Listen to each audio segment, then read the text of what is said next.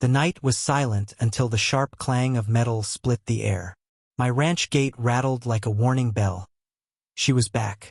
The infamous HOA Karen treated my private road as her personal shortcut, but tonight was different. Hidden behind the shadows, I waited with a plan she'd never forget. I bought this stretch of ranchland for peace and quiet.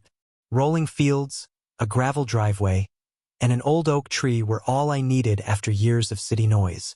My nearest neighbors lived a good mile away, except for a gated community just beyond my back fence.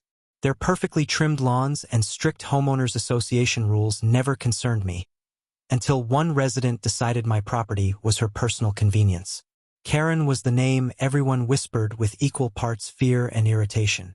She chaired the HOA board, collected petty fines for crooked mailboxes, and had an opinion on every flower someone planted. I knew the stories, but I never thought she'd target me. My ranch sat outside their jurisdiction, and I liked it that way.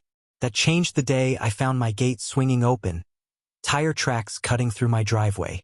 At first, I assumed it was a delivery driver who'd taken a wrong turn. But the pattern repeated, same deep grooves, same direction toward the neighborhood exit road. Someone wasn't lost. Someone was using my land as a shortcut, and I had a sinking feeling about exactly who. The second time it happened, I waited by the oak tree just past sunset. Sure enough, headlights crept along my drive like a prowling cat. A silver SUV slowed only long enough to shove my gate wider and rolled straight through. I caught a glimpse of the driver.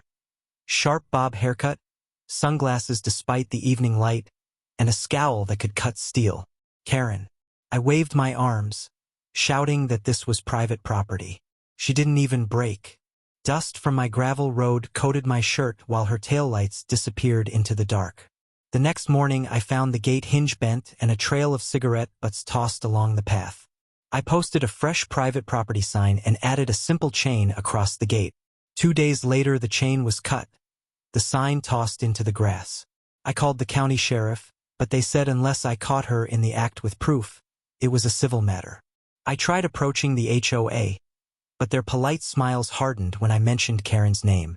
We can't control residents outside HOA property, they said, which I translated as we won't cross her. Karen grew bolder with each trespass. She sped faster, often at night, leaving ruts in the soft earth. Once, I found a deep gouge in my fence where she'd misjudged the turn. My livestock spooked every time her engine roared through. I installed a simple game camera on the oak tree.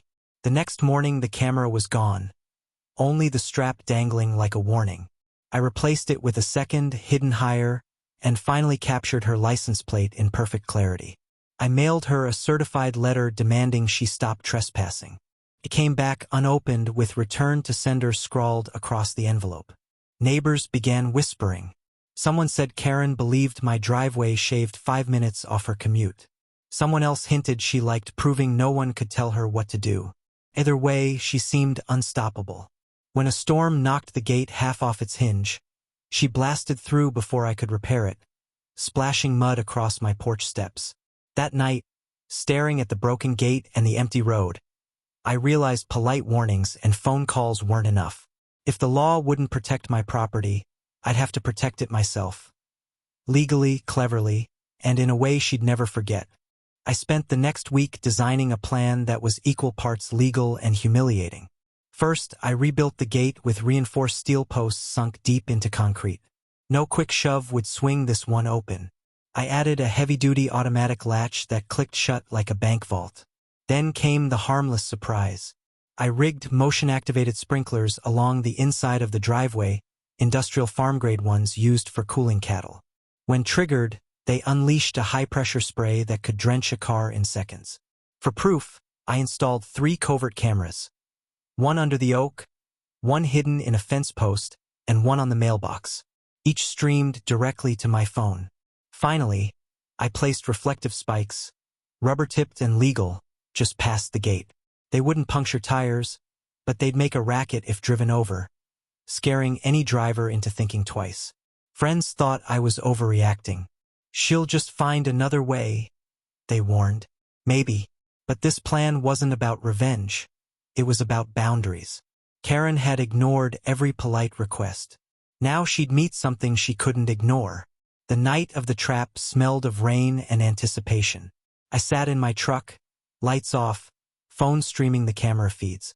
At 10:14 p.m., the oak camera flickered, a pair of headlights bouncing along the distant road.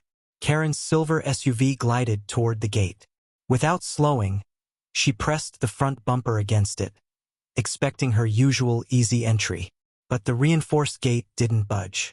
She revved the engine, tires spitting gravel. Still nothing.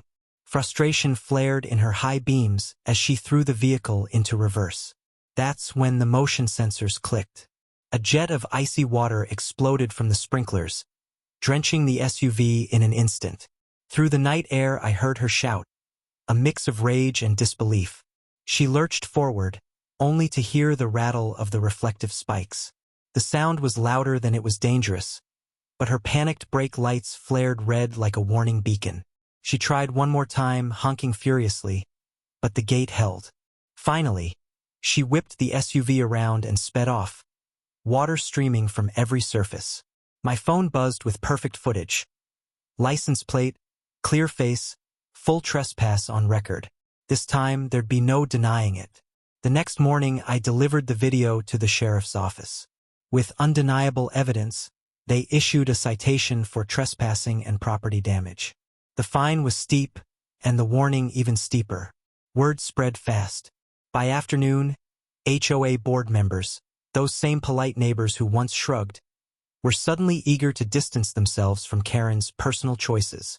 I heard she tried to spin a story about public right-of-way, but the footage crushed every excuse. A week later, I found an anonymous envelope in my mailbox containing a check for the damages and a curt note. Consider the matter closed. No apology, just a signature that looked suspiciously like Karen's. Since then, my gate has remained untouched.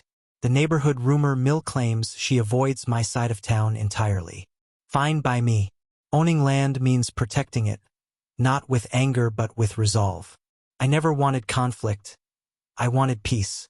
Karen mistook kindness for weakness, and the law for a suggestion. In the end, she learned what every neighbor should know. Respect the fence, respect the owner, and you'll be welcome. Now, every time I hear the quiet creak of that sturdy gate, I'm reminded of one simple truth. Boundaries keep the peace, but sometimes you have to fight a little to keep the boundaries.